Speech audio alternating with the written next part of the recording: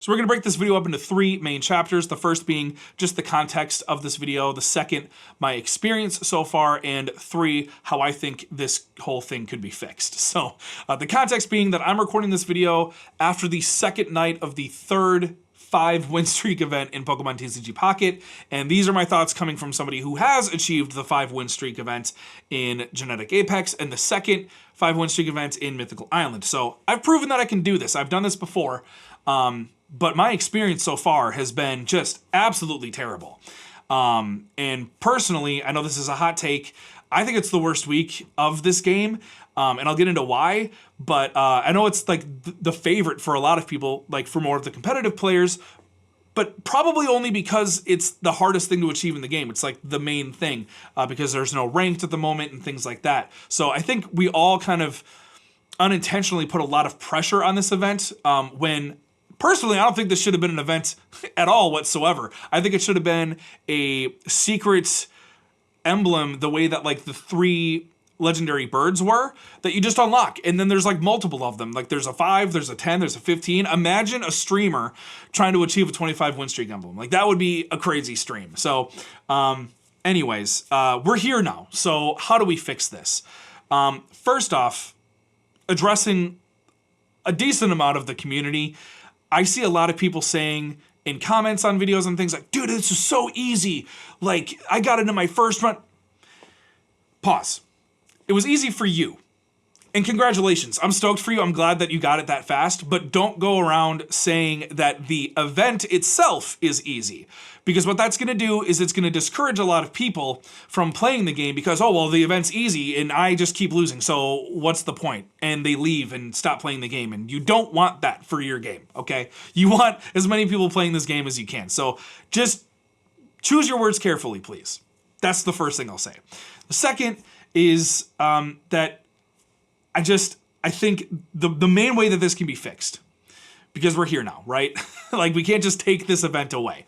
I think, now hear me out, there's 2 huge benefits to this one tweak. And I think that if you achieve the 5 win streak emblem, that you just cannot re-enter the lobby. And I know that's a super hot take, right? But hear me out, okay? This prevents 2 things. One, that a lot of people, when they get this emblem, will go back into the lobby and just concede right away to pay it forward and, just to be nice, I guess. But as many people that enjoy that also really dislike that because they feel cheated and they didn't actually get the 5 wins. So I think that just solves that problem. And the second one, I think, is the bigger one, and that is that it prevents people like me who on the second night got a 3 win streak going and then went up against somebody that already had the 5 emblem win streak just to get completely bodied by him. And I get it, that's kind of the point. It's a free-for-all, it's a mosh pit. Like, that's the whole reason to flex, is that you had it and like you're preventing other people from achieving it to, increase the value of the emblem. But I think that there's a way to fix that. I think that, you have the 1 and the 2 and the 3 for like the number of that event that it is. Well, they also have a color. So like, we just remember the color of what the event was, and you change the number, the 1, 2, or 3, to the day that you achieved it. So the 1 could be, oh, I achieved this emblem day 1. And that way you can flex forever. Like, that's always going to hold over somebody that achieved that emblem on day 7.